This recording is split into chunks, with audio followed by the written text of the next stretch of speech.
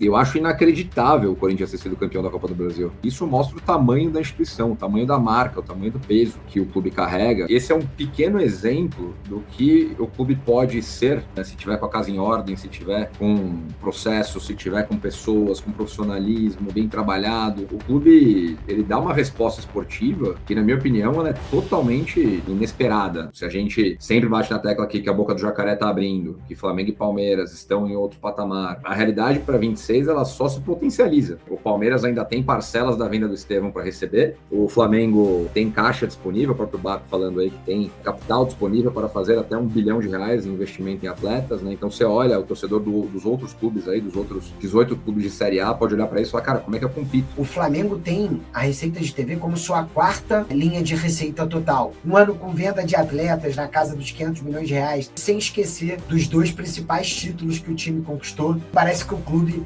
chegou a um patamar em que dificilmente vai sair dos trilhos. Destaques negativos aí para mim, de fato, tem que ser o Internacional, o Santos e o Galo, não só porque não tiveram bons resultados esportivos, mas porque derraparam muito nas suas gestões financeiras.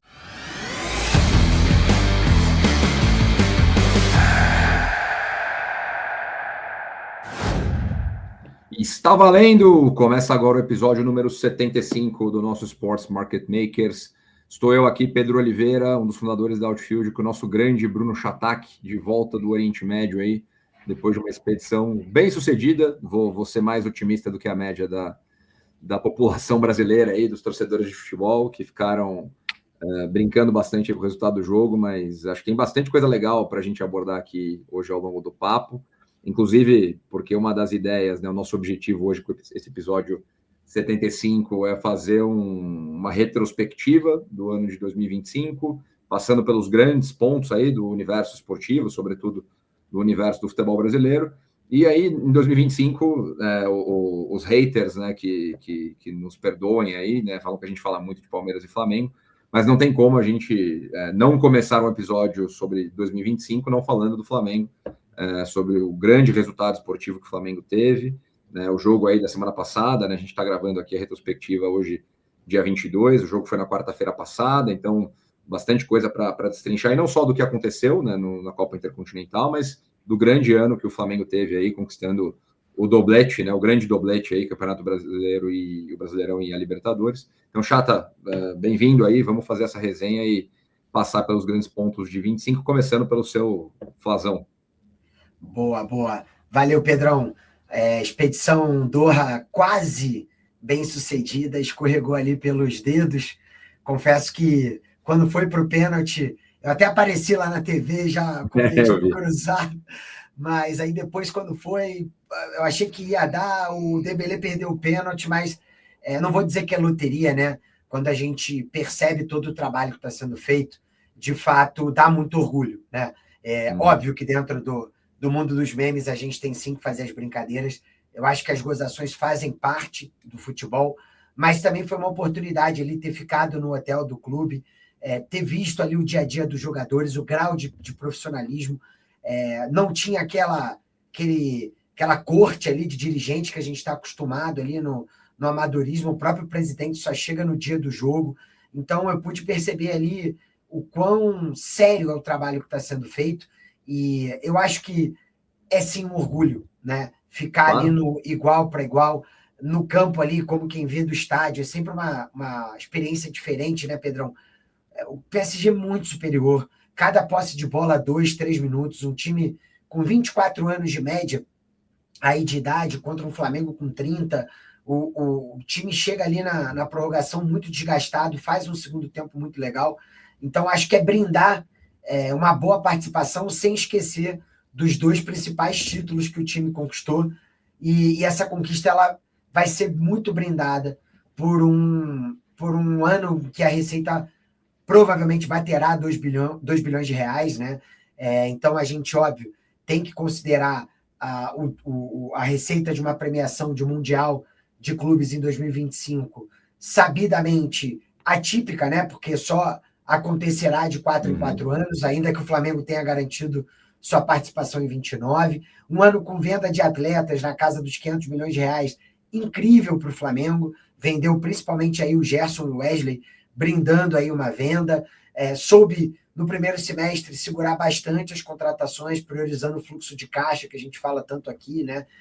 Então, acho que o clube tem muito a celebrar, e o principal, agora sem aquele anseio do estádio, que como a gente já aprendeu nos últimos episódios, pode custar muito caro, né? Então a gente vê a situação do Corinthians, recentemente a situação do Galo, e a gente sabe o quanto isso pode gerar ônus, seja financeiros, no caso desses dois, seja esportivo, no caso do Palmeiras. Então parece que o clube chegou a um patamar em que, mantendo essas receitas recorrentes, mesmo que oscile nas não recorrentes, né, o ano que venda menos ou que não tenha premiação tão boa, o clube dificilmente vai sair dos trilhos, né? E esse ano, a gente criticou muito aqui, né, Pedrão, nos outros anos, mas finalmente a gestão esportiva parece ter alcançado a gestão financeira, e vale o elogio ao Flamengo, mas também ao Palmeiras. São clubes que se projetam para brigar face a face ali até o último minuto. Perfeito, cara. Eu acho que botando o chapéu, né, de otimista em relação à indústria brasileira aqui, o mercado do futebol brasileiro e tudo que a gente vem analisando, né, acompanhando nos últimos 10 anos aí, desde que eu comecei a Outfield também, ano que vem é o nosso 10º ano, e é super bacana a gente ter tido o Flamengo como nosso primeiro cliente lá atrás, porque a gente via vários desses pequenos elementos que se tornaram enormes, né, como você falou aí, com a profissionalização do clube, já sendo implementados lá atrás, muitos deles, né, foi até legal a gente entrevistar o Bruno Spindel aqui recentemente, porque ele era um dos nossos principais interlocutores lá entre 2015, 16, 17, até 18, e a gente bateu muito nessa tecla, até o Grafietti foi um pouco mais vocal, né, quando a gente fez o papo aqui também, puxando o gancho aí, quem não assistiu, assista, né, a análise de Flamengo e Palmeiras, comparativamente pré-final da Libertadores, ele mesmo comentando, né, que para o Flamengo faltava só esse pequeno salto na gestão do futebol profissional para que ele conseguisse, de fato, fazer o ciclo virtuoso acelerar de vez. Foi uma das bandeiras do BAP, né, no processo de eleição, que o Flamengo precisava profissionalizar o futebol, precisava trazer um executivo como a figura do Boto.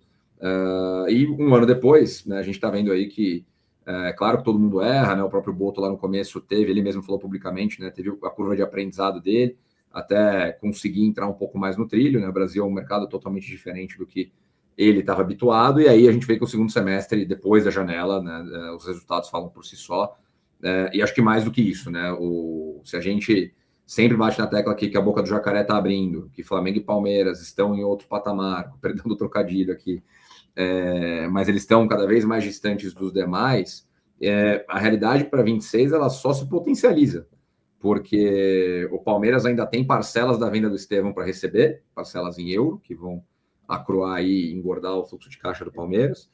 O Flamengo tem caixa disponível, o próprio BAP falando aí que tem capital disponível para fazer até R$1 bilhão em investimento em atletas, né? Então você olha, o torcedor dos outros clubes aí, dos outros 18 clubes de Série A, pode olhar para isso e falar, cara, como é que eu compito, né, contra os caras?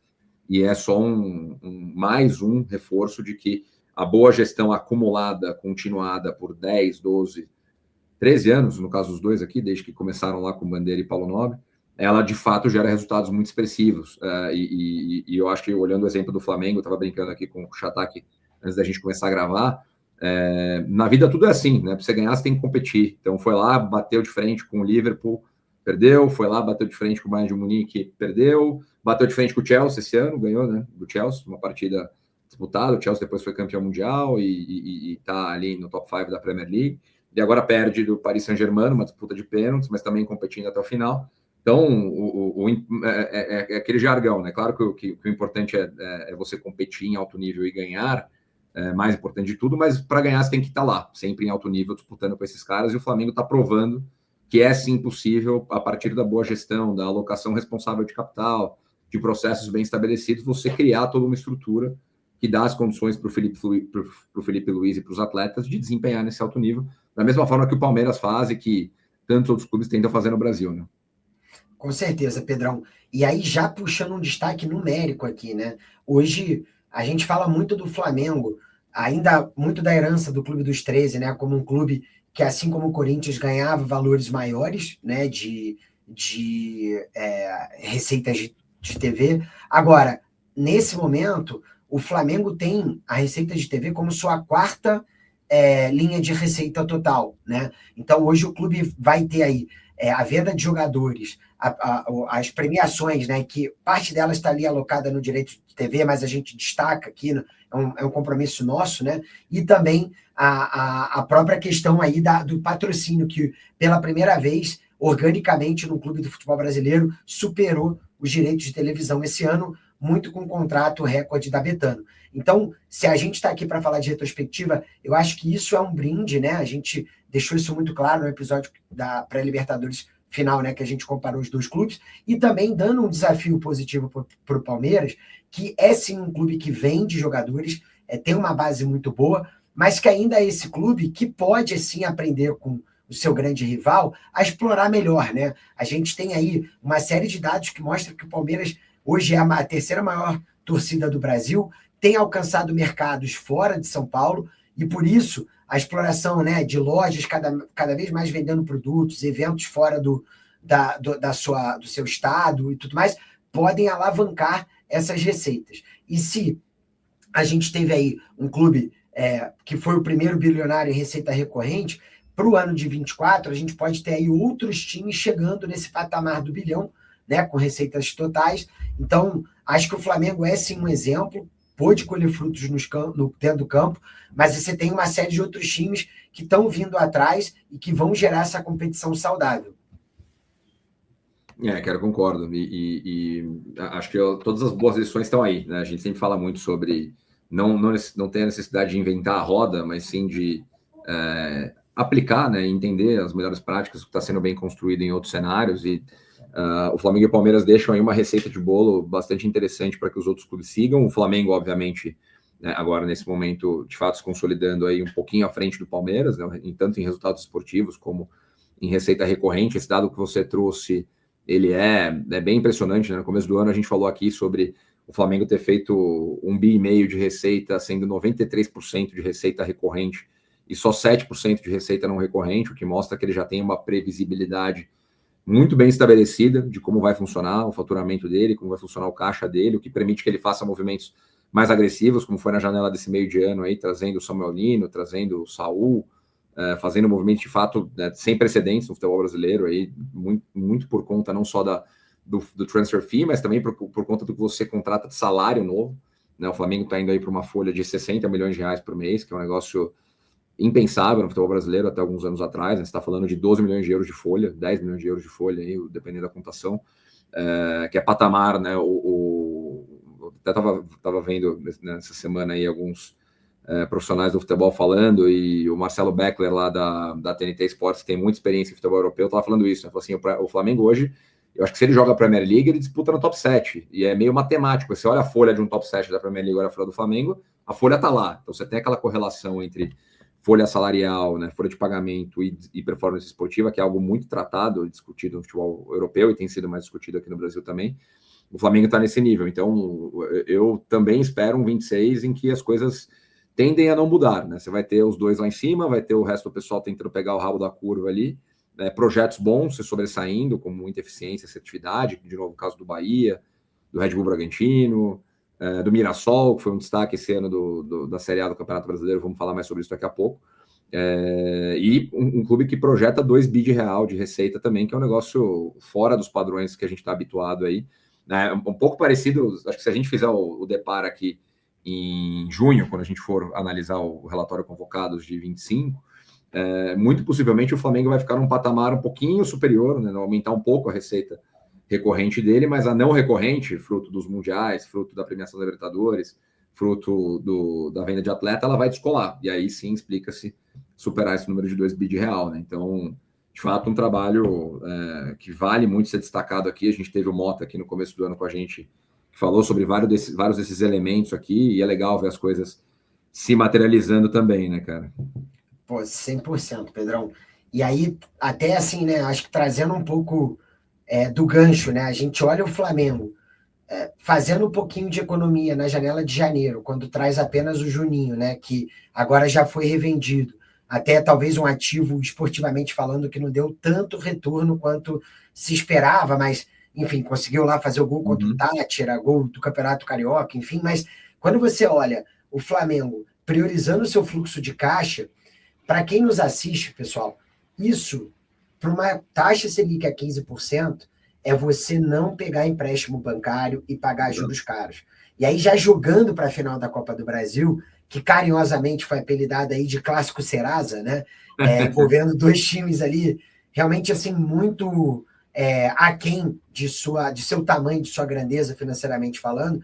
A gente já olha aí um Corinthians com uma dívida de 3 praticamente bilhões de reais, já com quase 500 milhões só de juros a pagar, ou seja, impagável. Então, o clube literalmente aí vendendo almoço para pagar a janta, e o Vasco com uma recuperação judicial aprovada, né, mas que impôs uma penalidade para os seus credores, até aí mais normal do que a gente imagina dentro desse setor de reestruturação de dívida, mas ambos com o dever de, uma vez passada a final, se perguntarem o que nós queremos daqui para frente.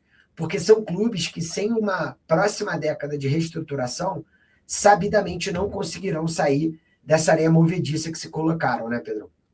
Perfeito, cara. E eu vou até olhar por um outro prisma, né, para não bater tanto na tecla do Clássico Serasa, porque a gente já falou exaustivamente aqui sobre a situação financeira do Vasco, do Corinthians, né, nem se fale, né, é um tema recorrente aqui no último ano e meio.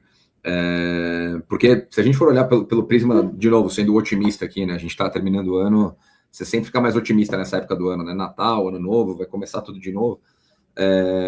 Eu acho inacreditável o Corinthians ter sido campeão da Copa do Brasil, no bom sentido, tá? Eu até estava falando isso hoje de manhã com alguns amigos corintianos aqui. Isso mostra o tamanho da instituição, o tamanho da marca, o tamanho do peso que o clube carrega, com a torcida que estava no Maracanã ontem, com o jogo de alto nível que os atletas fizeram, né? Não é fácil você disputar uma final de competição fora de casa e ter o nível de entrega que o Corinthians conseguiu ter e ganhar o jogo no tempo normal, né, que era o que precisava fazer para ser campeão. Então, esse é um pequeno exemplo do que o clube pode ser. A gente estava falando muito do Flamengo aqui, que atingiu a velocidade ideal desse ciclo virtuoso, mas é um exemplo do que o Corinthians tem a capacidade total de chegar lá, se tiver com a casa em ordem, se tiver com processo, se tiver com pessoas, com profissionalismo bem trabalhado, com uma visão sustentável a longo prazo, começar a pagar essa dívida. Então, o clube ele dá uma resposta esportiva que, na minha opinião, ela é totalmente assim, inesperada, né? O clube está em crise constante há mais de um ano, né? Teve um presidente que sofreu impeachment esse ano, tem um outro presidente que não parece tão com clareza da situação atual do clube, né, nas declarações que ele dá, por conta, né, da falta de senso de urgência em alguns temas e algumas conversas um pouco diferentes ali em outros. Mas o clube vai lá e vence uma Copa do Brasil, né? Tem, claro, a premiação de 80 milhões de reais, que no caso do Corinthians, infelizmente, não muda muita coisa. Mas o que eu fiz esse preâmbulo aqui, porque o que eu ia trazer para debate aqui, que eu achei muito interessante, foram algumas declarações de atletas e de profissionais do clube depois do título. Não sei se você chegou a ver a declaração do Memphis.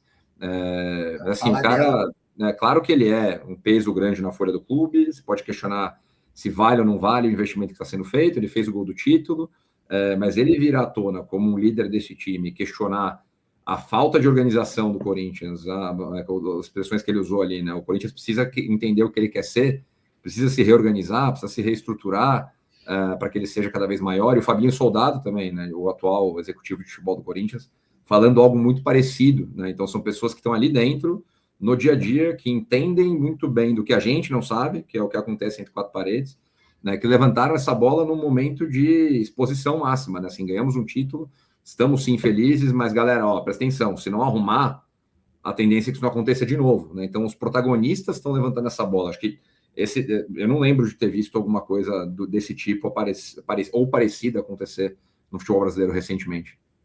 Não, exatamente, cara. E realmente, assim, né? Foi na comemoração, não foi nem após, né? Então, eu acho No campo ainda, né, cara?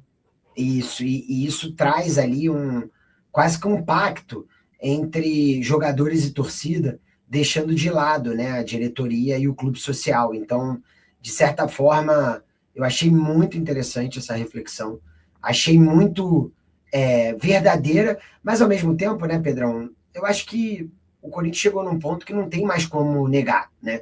Então, você ter aí notícias de transfer ban de que nenhuma contratação de 24 foi paga, né? Quando a gente vê aqui que dos 77 milhões que o Corinthians recebeu de premiação, ele vai pagar 40 para o Rojas, né? Que foi talvez uma das rescisões mais inacreditáveis ali, amadorismo / dispêndio de dinheiro do clube, né? Então, enfim, deixa ali um gostinho de que talvez seja necessário perder uma década. O que o Corinthians vai escolher é se vai perder uma a partir de agora ou duas daqui para frente. Exato, cara, e acho que ao mesmo tempo a gente fala com algumas pessoas que estão relacionadas ao Corinthians, que entendem muito mais de Corinthians do que a gente, e todo mundo tem esse senso de urgência, né? As pessoas com quem a gente na Outfield interage ali, profissionais que estão dentro do clube ou prestadores de serviço que acabam trabalhando com o clube ali em algum momento. Você falou do caso do Rojas, né? Tem outras situações ali envolvendo o Félix Torres, envolvendo o próprio Garro na transação, né, que trouxe ele para o Corinthians. Tem algumas outras coisas que devem surgir aí nas próximas semanas também.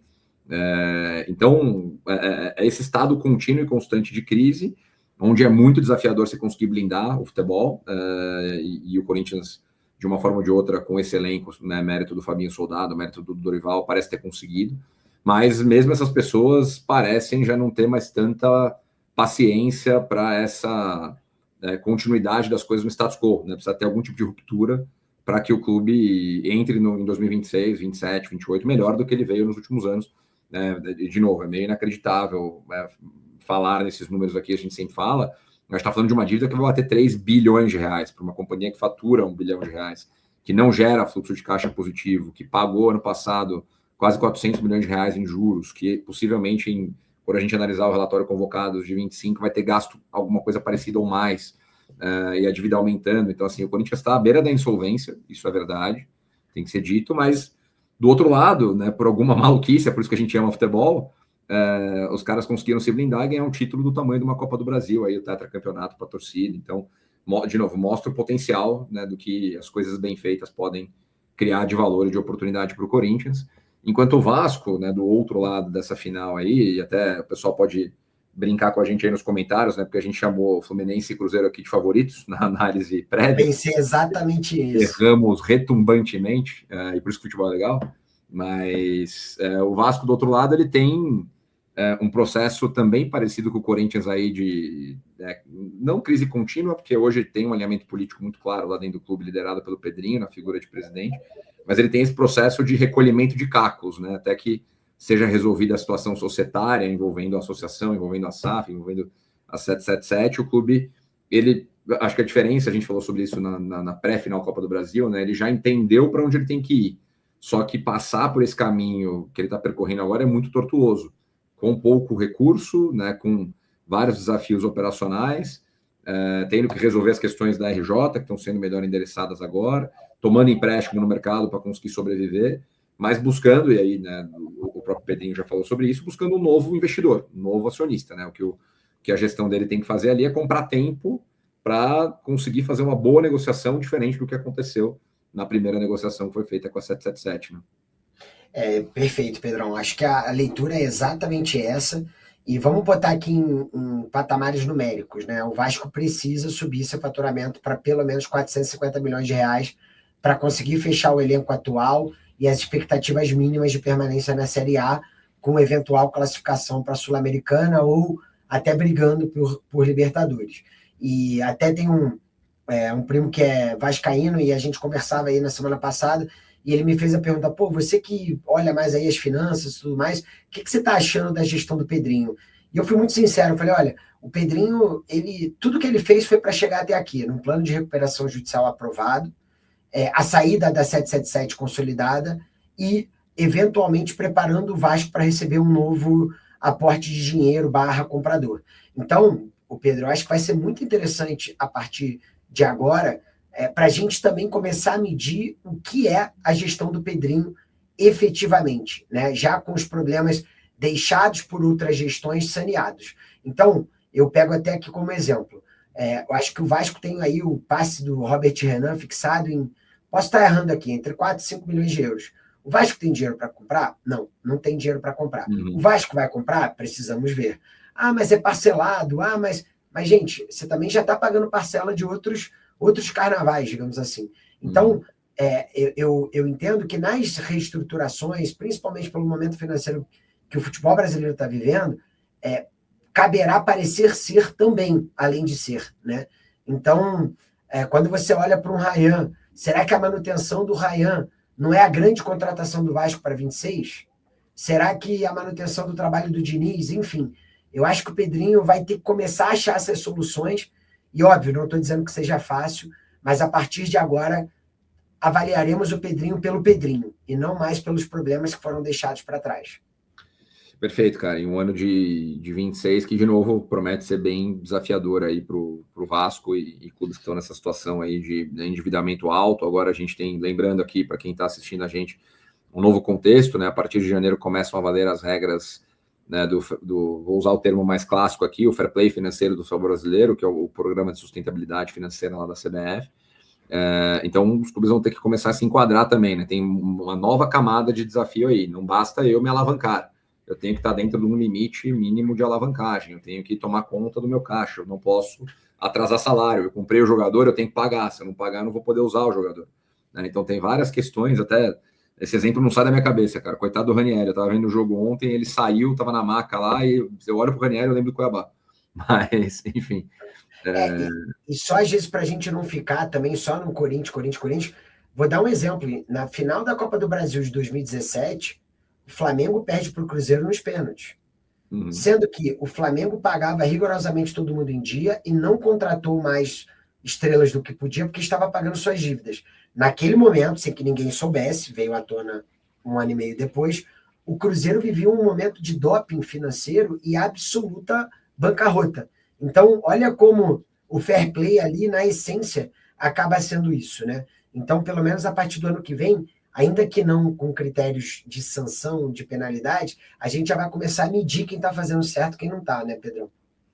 Exato, cara. E aí acho que, né, eu vou pegar o seu gancho aqui, como você pegou o meu gancho para falar da final da Copa do Brasil. Falando em quem está fazendo certo, né? Vamos falar do Mirassol aqui e falar da temporada 25 do Campeonato Brasileiro, né? Acho que a ideia é falar dos destaques aqui do Campeonato Brasileiro de 25 e não tem como falar dos destaques sem falar, né, do Mirassol, que foi o quarto colocado no Campeonato Brasileiro, conquistou vaga direta na Libertadores, trabalho maiúsculo do Rafael Guanais, que foi eleito o melhor técnico do Campeonato Brasileiro. Inclusive, né, o noticiário trouxe aí, recebeu proposta do Botafogo, rejeitou a proposta do Botafogo para permanecer na frente do projeto do Mirassol. E acho que a pergunta aqui, para você começar a gente refletir, você acha, primeiro, né, o que você enxerga para o Mirassol, temporada 26, e segundo, você acha possível a gente ter outro Mirassol, considerando o tamanho da relevância do feito, né? Você vir da Série B para a Série A com um orçamento muito menor, a gente falou aqui, até usei a expressão brincando, né, da faquinha de plástico contra a bazuca, né? Agora eles vão ter talvez uma faquinha um pouquinho maior, mas ainda de plástico, contra a bazuca do Flamengo, a bazuca do Palmeiras. Mas como é que você enxerga nesse contexto aí para o Mirassol e se é possível ter outro Mirassol em 26? Perfeito, Pedrão. Vamos lá. Bom, em primeiro lugar, eu acho que a gente... Vou começar de trás para frente. Eu acho que a gente pode ter muitos Mirassóis aí, tá, no campeonato, porque, afinal de contas, um time, quando ele vem da Série B, se ele vem com uma boa gestão, uma boa administração, como, por exemplo, é o caso do Curitiba, ele ganha muito em relação aos demais em termos de respiro e fisiologia de elenco.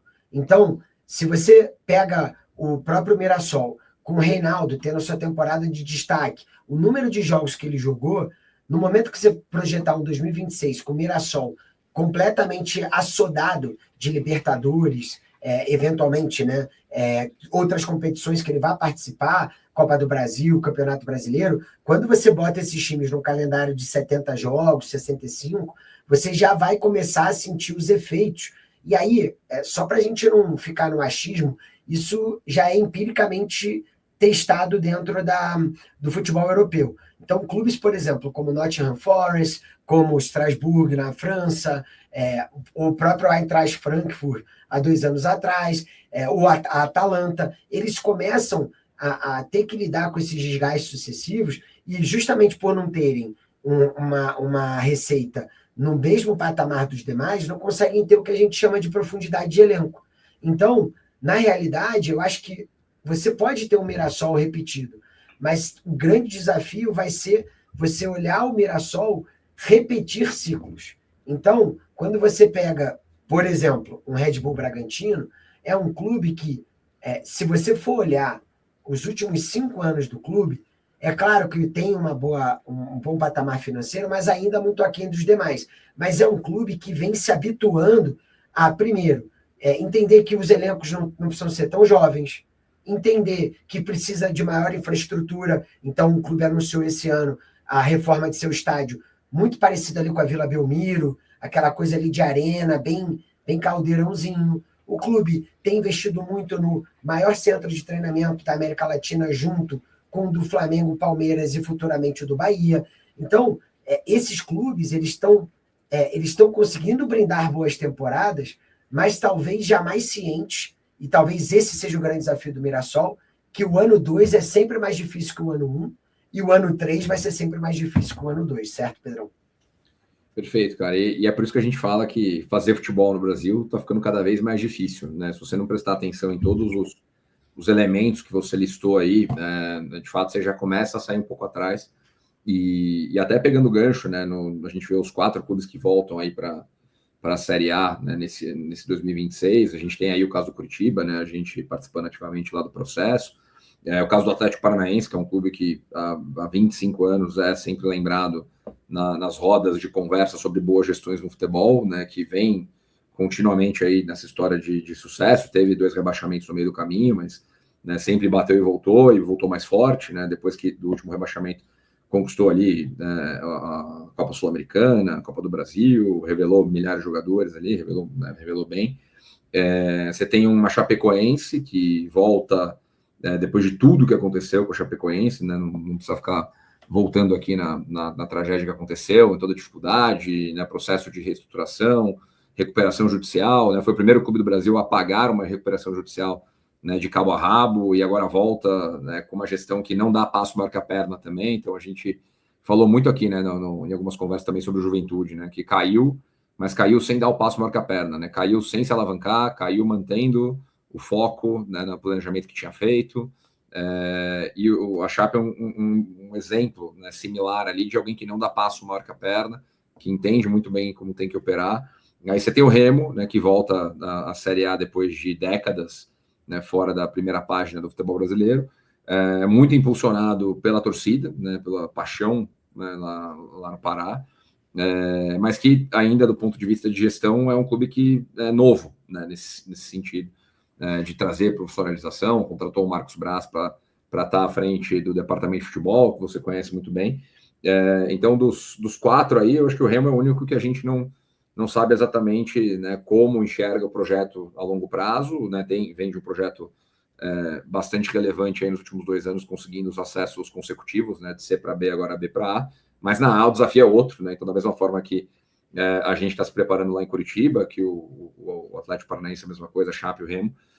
Acho que todo mundo vem para um ano duro de Série A, né, entendendo que no top 5 você tem 2 lugares cativos já para Flamengo e Palmeiras, se nenhuma catástrofe acontecer. Você tem o Cruzeiro muito bem, você tem o Bahia muito bem, você tem outros projetos bem consolidados ali, você tem os clubes grandes tentando entender o papel deles ali no meio dessa história. A gente falou do Corinthians, falou do Vasco, mas também tem o São Paulo, tem o Santos. Tem o próprio Botafogo nessa crise política e de gestão envolvendo e de investimento envolvendo o Textor e a Eagle. Então é difícil traçar um prognóstico aqui, mas eu acho que os 4 que vêm da Série B vêm num bom momento. Ô Pedrão, foi muito legal esse gancho que você deu, porque, pelo menos na minha visão, esse ano ele tem uma pegadinha que talvez a gente saiba, mas não esteja vislumbrando efetivamente como ela será feita a partir já de janeiro, que é a antecipação do Campeonato Brasileiro. Então, só para a gente ter uma noção, clubes como Vasco, Corinthians, Flamengo, o próprio Fluminense, Cruzeiro, eles retornam aos treinamentos praticamente 15 dias antes do início do Campeonato Brasileiro.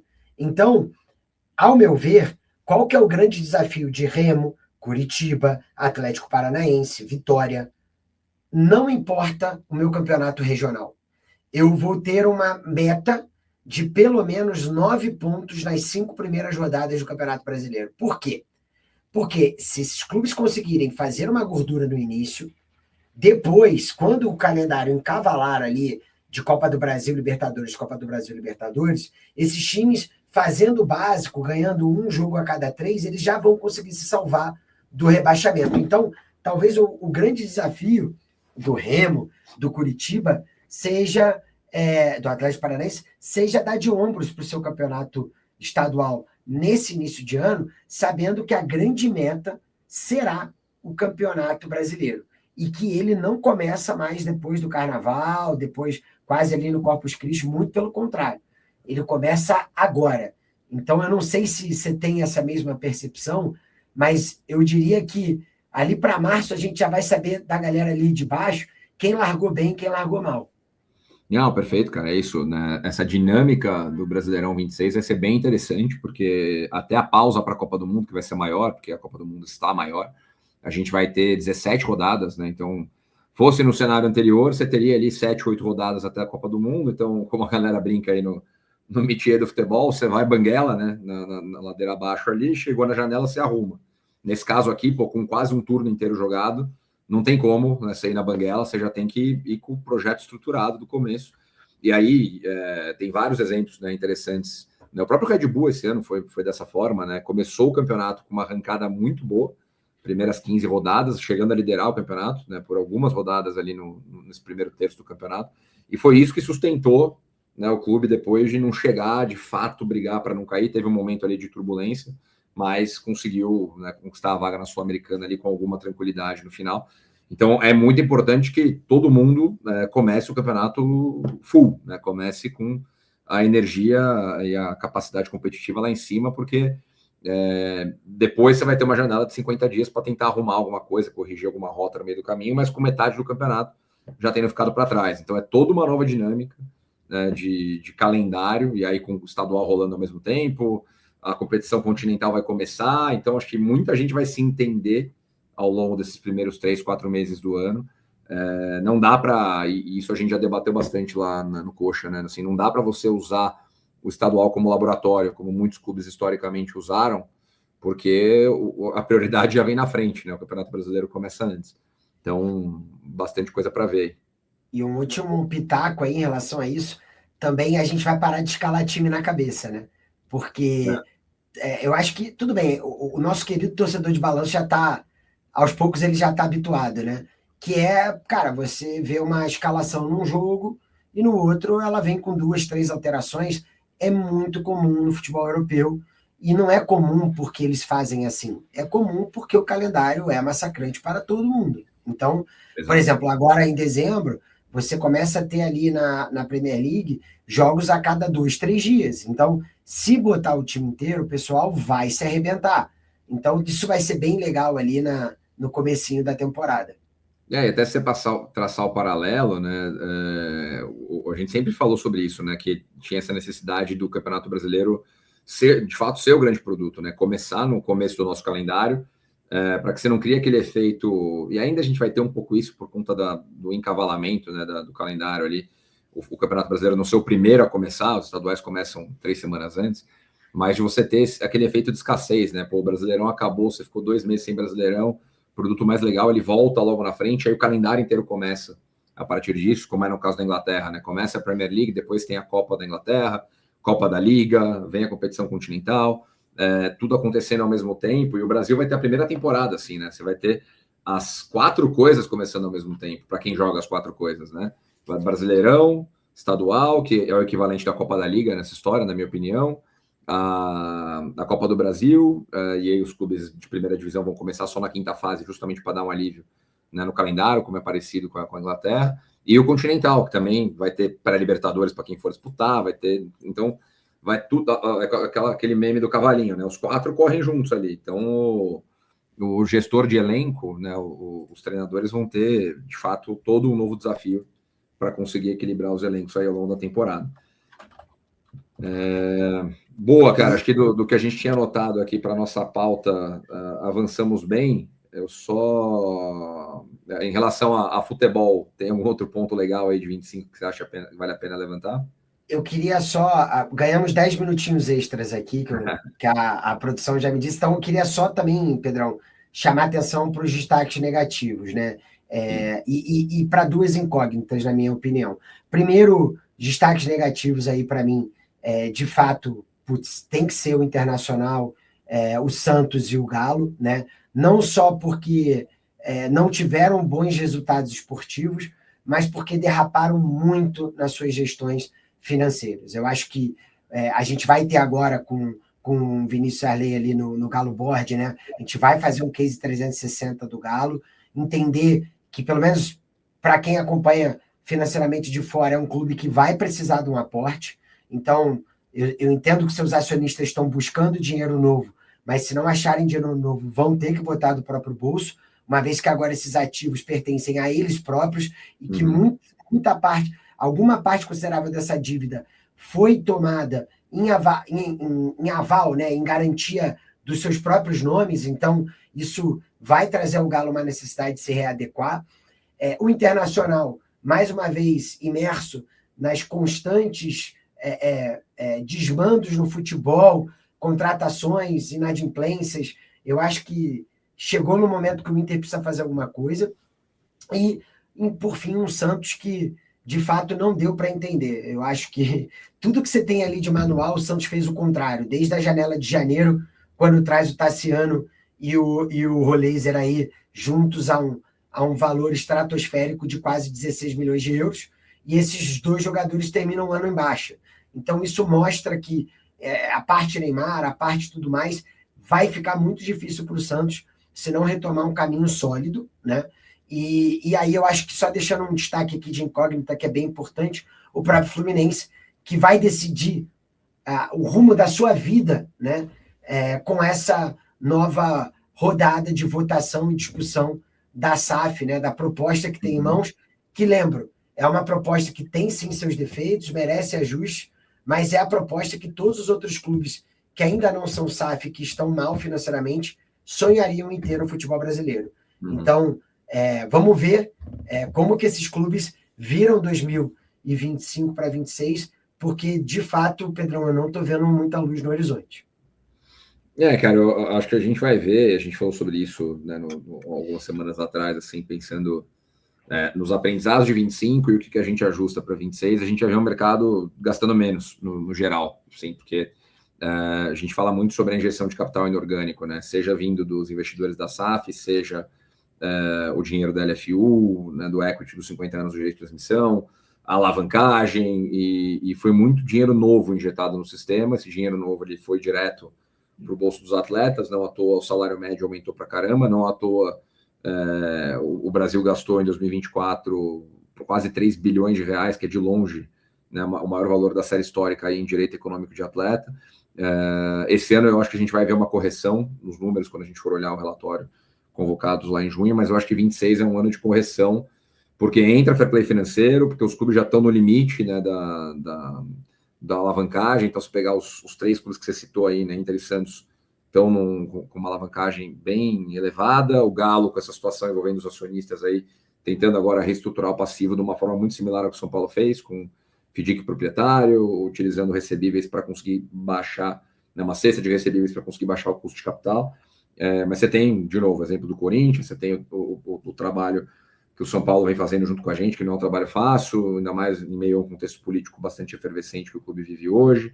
Você tem o exemplo do Botafogo, que tem que entender o que vai acontecer entre Textor e Igor. Até ontem vazou, não sei se vazou ou não, se o evento era fechado ou não, mas um vídeo do presidente da associação, né, enaltecendo o Textor, que parece um pequeno conflito, porque a associação entrou na justiça contra o Textor, então não dá para saber exatamente o que está acontecendo, falando só com os fatos que a gente tem em mãos, mas acho que cada um com a sua crise, todos esses caras vão ter um desafio operacional muito grande em 2026, no mercado em que vai começar a se gastar menos, seja por falta de dinheiro, seja pela norma, né, pelo gatilho regulatório imposto pelo fair play financeiro. Então é toda uma dinâmica nova. E só para acrescentar um último ponto, que acho que a sua leitura foi perfeita, também tem, como o próprio Gui Figueiredo nos ensinou aqui, esse mercado de bets vai se consolidar. Então, o Flamengo talvez tenha sido o último grande cheque, E as bets que, com toda a discussão acerca dos seus benefícios e malefícios sociais, é inegável que as bets nos últimos 3 anos carregaram, de certa forma, esses salários astronômicos, essas obrigações. Então, hoje, já é muito comum que você tenha notícias de bets não conseguindo arcar com seus compromissos de patrocínio assumidos. Então, a gente fala muito aqui de juros, a gente fala muito aqui de fluxo de caixa, muito de dívida, mas talvez as rescisões com esses patrocinadores vá trazer ainda mais dificuldade para alguns clubes, né, Pedrão? Como é o caso de Grêmio e Inter, né? Que vinham com problemas ali com o patrocinador master, que era uma empresa de aposta, tiveram que, no caso do Grêmio, rescindir, no caso do Inter, acho que está substituindo agora, pelo que a gente vê na imprensa aí. Então, vamos ver, mas tem bastante peça se mexendo no tabuleiro aí. Acho que olhando para 26, eu ainda fico muito curioso para ver como vai ser a questão do calendário, mas isso a gente vai debater daqui 12 meses para ver como cada um conseguiu se sair, né, no final dessa história inteira.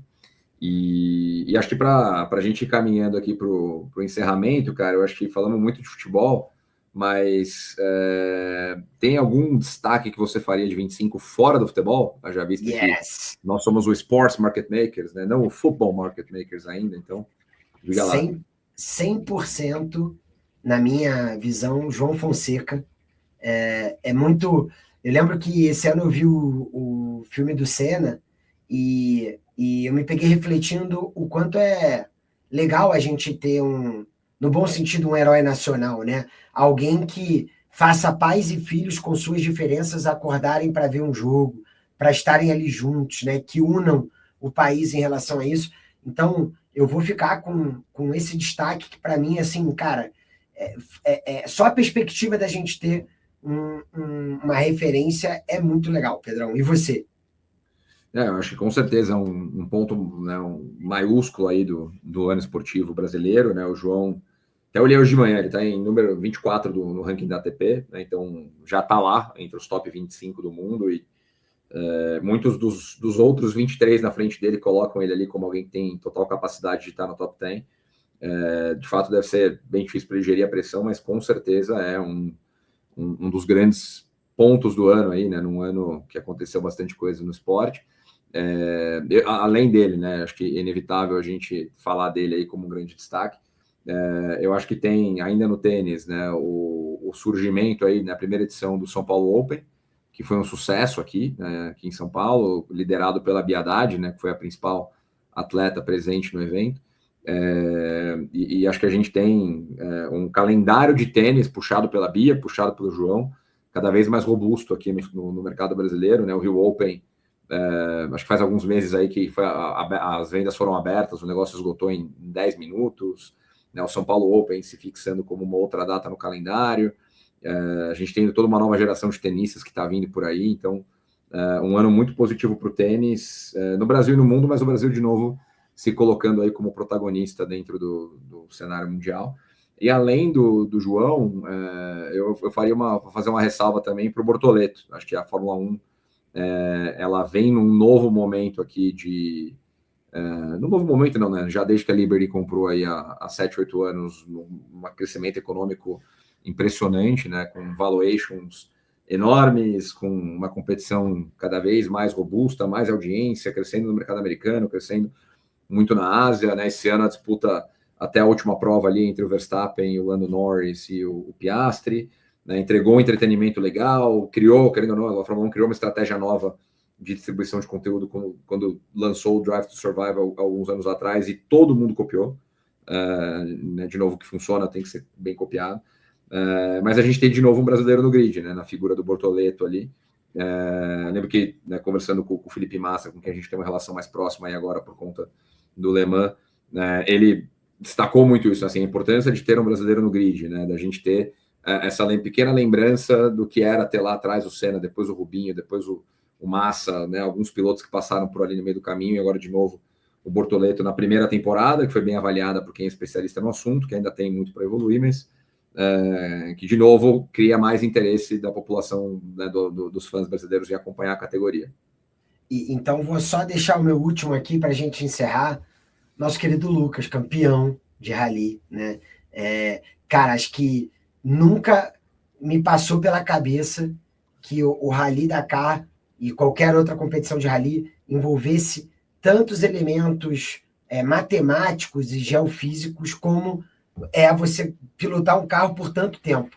Então, fiquei muito feliz até por ele ter encontrado aqui na nossa casa um microfone, um espaço de voz, e para você ver que muitas das pessoas demoram muito tempo para realizarem seus próprios sonhos. E que, às vezes, os sonhos eles são realmente desafiadores, são um esporte de endurance, né? Então, fiquei muito feliz com essa conquista dele, porque é uma pessoa de uma energia incrível. Perfeito, cara, ótima lembrança, né? O Lucas esteve aqui com a gente antes de ir lá para as últimas etapas do Mundial, então a gente tem essa ressalva aqui que o Sports Market Makers foi pé quente, no caso do Lucas Moraes. Quem não assistiu o episódio com ele, assista, né? Muito interessante todo o detalhe do que ele trouxe para a gente aqui, como o Chatak falou, da rotina dele, das competições. Inclusive agora, né, tá indo para o Dakar, daqui uma semana, né? O Dakar começa ali na virada do ano. Então vamos torcer para que ele tenha bons resultados também. Então acho que é isso, Chata. Passamos aí pelos highlights da temporada 25, não teve como, né, não falar do seu Flamengo, que foi o grande destaque do ano esportivo aí no Brasil. Além, claro, falamos um pouquinho de Palmeiras, falamos da final da Copa do Brasil aí destacando Corinthians e Vasco, os destaques da temporada no futebol brasileiro, falando do Mirassol, que de novo chamou a atenção de todo mundo, dos clubes que voltam da Série B para a Série A nesse momento. Alguns pontos negativos, alguns positivos, João Fonseca, Bortoleto e Lucas Moraes. Então, com isso, a gente amarra aqui um suco de esportes e futebol no Brasil em 2025 e animados pelo que 2026 nos reserva. Pô, com certeza, Pedrão. Vamos nessa, brigadão. Vou deixar dois últimos destaques, não podemos esquecer do Iago Dora no surf, acabei de lembrar. Primeiro campeão, Brazilian Storm mais uma vez. E, por fim, também deixar aqui uma ressalva. Às vezes a gente brinca aqui com o nosso lado torcedor, mas a todos os palmeirenses é muito dolorido perder. Eu vivi isso em 2021, mas cientes de que perder fazendo certo é a oportunidade de você estar lá novamente. Então, a gente destacou isso antes da final e vale ressaltar agora. O Palmeiras continua no caminho certo, continua em bons trilhos, e a graça é voltar lá ano que vem para ter a reedição e quantas vezes necessário, Pedrão. Perfeito, cara, achei isso. A gente tem que, né, de novo, tirando a capa de torcedores aqui e falando sobre indústria, ter o futebol brasileiro maior e melhor é positivo para todos. Ter o Flamengo e o Palmeiras disputando em alto nível é positivo para todo mundo. Então, a gente tem que seguir os bons exemplos, continuar evoluindo. Então, deixar aqui o nosso muito obrigado para todo mundo que nos acompanhou o ano inteiro. A gente vai continuar, né? 2025 foi um ano super importante para o Sports Market Makers.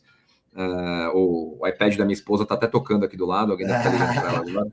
Mas a gente está muito feliz com todo mundo que acompanha a gente ao longo desse ano, deixando likes, deixando comentários, ajudando a gente a crescer o canal. Então, 26 a gente vai vir com mais algumas novidades que a gente já trouxe aí no final do ano, mas a gente está muito animado pelo que vem pela frente. Queria deixar um agradecimento aí para a nossa audiência e um 26 muito positivo para todos nós e torcer para que venha o Hexa, né, Chata?